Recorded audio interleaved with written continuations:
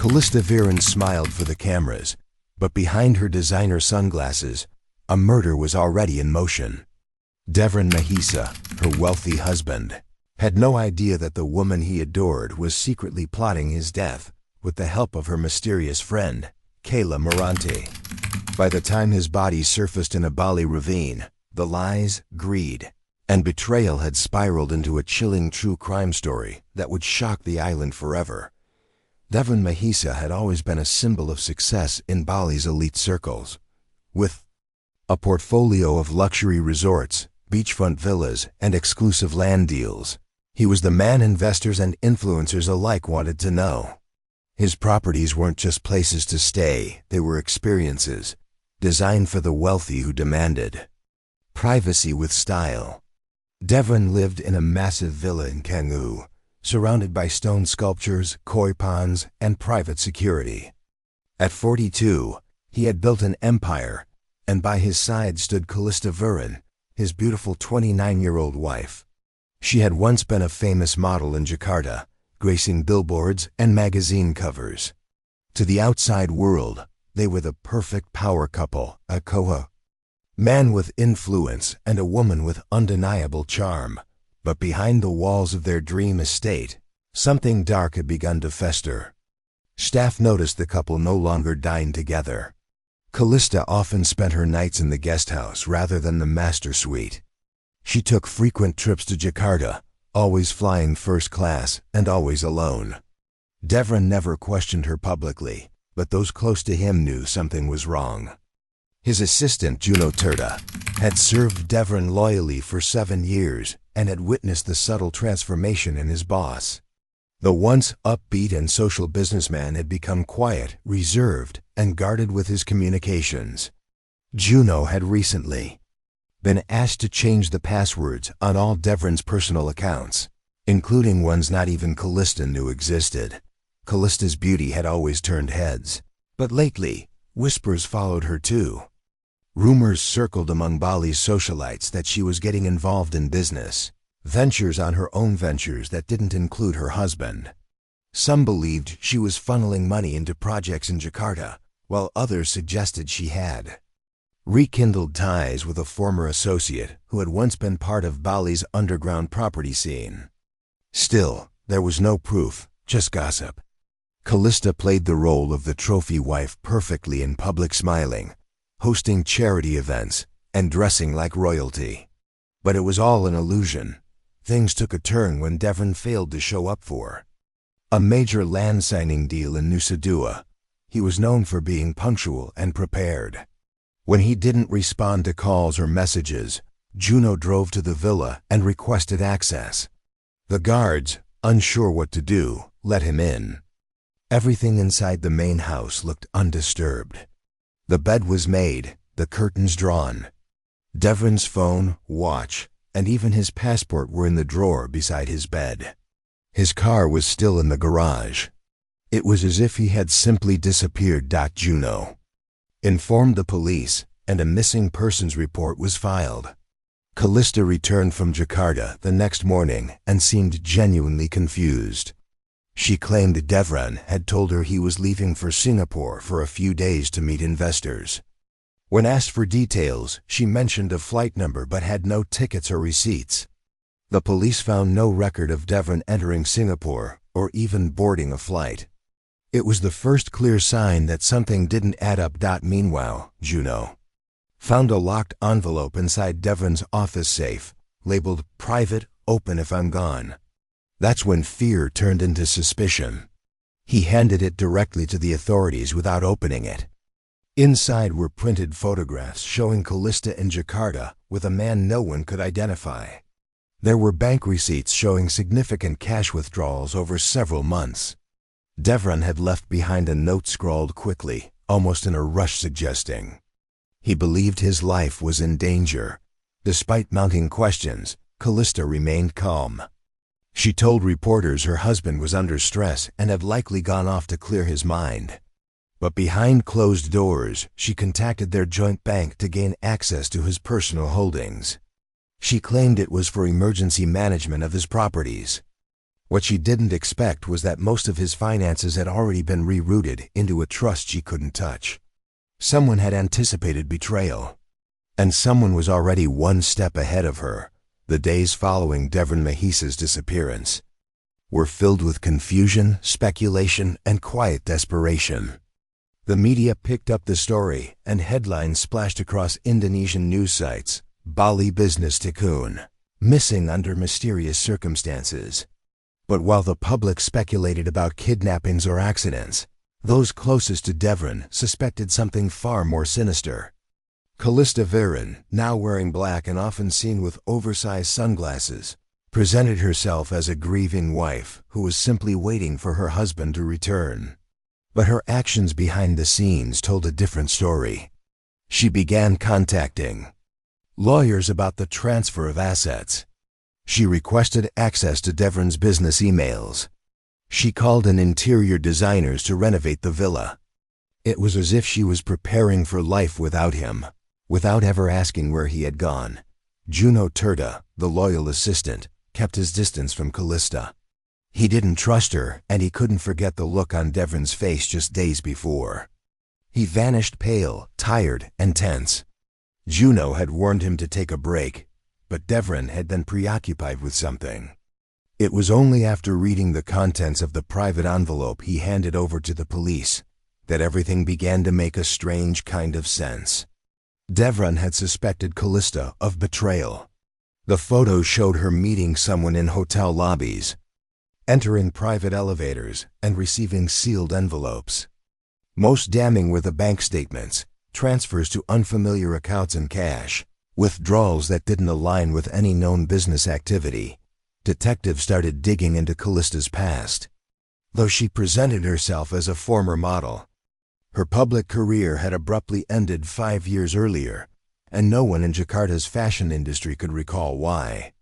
What they did find was her connection to Kaela Morante, a woman with a reputation for luxury scams and failed investment schemes. Kaela and Calista had grown up in the same neighborhood and had once tried to launch a boutique together, which quickly fell apart due to financial irregularities. Yet now, Kaela had resurfaced in Calista's life, often seen traveling with her and acting as her unofficial business advisor. While investigators pursued leads, they discovered that Kaela had recently left Bali on a private flight to the Philippines. The timing was suspicious. Her departure came 2 days after Devran's disappearance. She had left behind no forwarding address, no social media activity, and no explanation. When questioned, Calista dismissed the coincidence and claimed Kaela left because she was bored of island life. But the police didn't believe her. They obtained Kaela's financial records and found deposits matching the exact amounts withdrawn from Devran's accounts. The pieces were beginning to align. Still, without a body, there could be no murder investigation.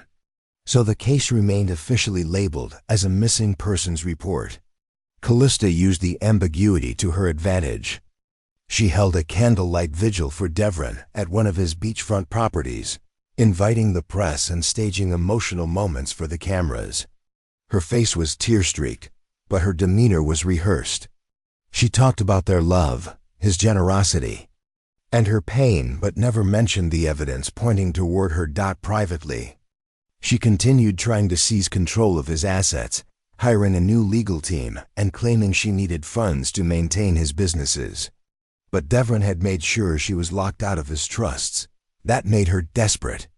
She began contacting business partners and offering to sell shares in his properties. None of the offers went through, as lawyers were now on alert. Meanwhile, a quiet search effort expanded across the forests and ravines north of the Balinese area. Devran was known to visit for spiritual retreats. It was there, near a shallow ravine, that a hiker stumbled upon a black suitcase wedged between 2 rocks. The heat and humidity had taken their toll, but inside was a human body. Though decomposed, the clothing and accessories provided immediate clues. The luxury wristwatch was engraved with Devran's initials. The body was sent to forensic experts. Within hours, they confirmed it belonged to Devran Mahesa. What had been a missing persons case was now a confirmed homicide. And the woman at the center of the storm, the one who had pretended to mourn, was about to face the reality she never planned for. The discovery of Devran Mahesa's body changed everything. No longer a missing person, he was now a confirmed victim of homicide. The suitcase found in the Ubud ravine was old and battered. Its zipper rusted and nearly fused shut from days exposed to moisture and sun. Inside, the decomposed remains showed signs of blunt force trauma to the skull and several fractured ribs. The cause of death was ruled as cranial hemorrhage caused by a violent strike to the head delivered, most likely with a heavy, blunt object. There were no defensive wounds, indicating Devran had either been drugged or caught completely off guard. The Bali police immediately reopened the case, this time under a new title, Premeditated Murder. Inspector Rama Vidar, a seasoned but quiet figure in the Denpasar Police Department, was appointed lead investigator. Known for his methodical approach and aversion to media attention, Rama focused on the facts. And all signs pointed toward Calista Vireen. She was the last known person in contact with Devran. She had lied about his travel plans. She had attempted to access his funds.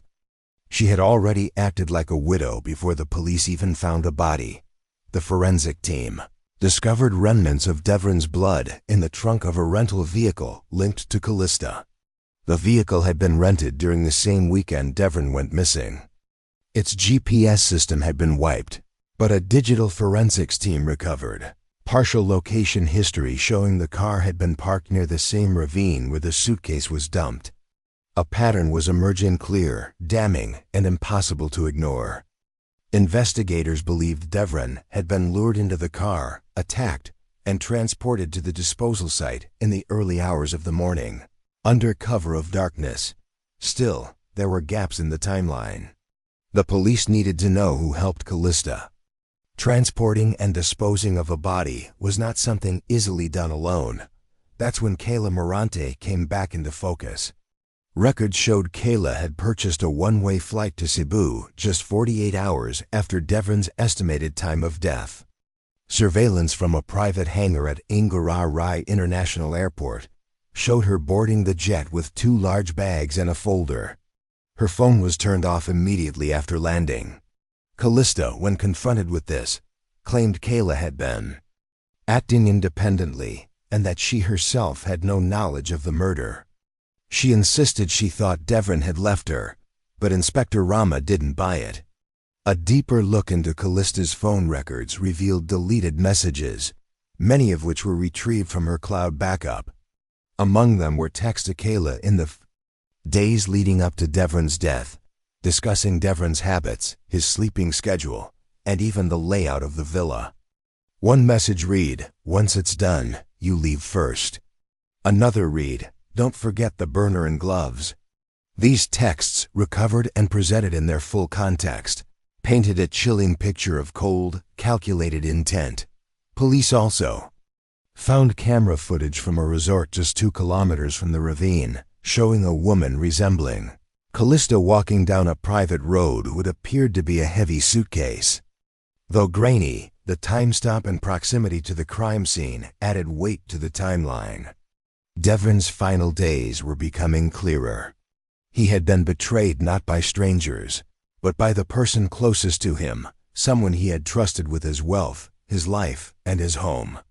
The arrest warrant was signed swiftly. Calista Vireen was taken into custody from her villa without resistance. She wore a white robe and gold earrings and didn't ask why she was being detained. It was almost as if she had been expecting it. At the same time, a red notice was issued through Interpol for Kaela Morante. Her name and photo were sent to every airport, port, and embassy in the Philippines. Though she was hiding under a false identity, investigators had a strong lead. For Inspector Rama, the puzzle pieces were coming together, and with each one, a clearer image of betrayal and greed emerged. What began as a story of glamour and power was unraveling into a tale of manipulation, silent planning, and a murder crafted in paradise. While Calista Vireen sat inside a holding cell at the Denpasar police station, Bali's media circus descended on her story. News outlets flooded the streets, speculating wildly, while prosecutors quietly worked behind the scenes, building a case that would hold up not just in court, but in the court of public opinion. Still, with Kaela Morante missing, investigators knew they were holding only one half of a deadly partnership. Without Kaela, there remained enough room for Calista to deny, to deflect, and to dilute her involvement in Devran Mahesa's murder. But Inspector Rama Vidar wasn't going to let that happen. He revisited the digital trail, combing through everything retrieved from Devran's private devices. That's when he came across an audio file saved on Devran's cloud account, time-stamped 1 day before his disappearance. It was a voice memo brief, muffled, and recorded in haste. In it, Devran's voice trembled as he said he feared for his life. He mentioned financial discrepancies, odd behavior from Calista, and even a late-night phone call he overheard between her and someone with a Manila accent. The most haunting line came at the end. "If I disappear, look at her first. She knows everything. She's not who I thought she was." The audio file became the cornerstone of the case.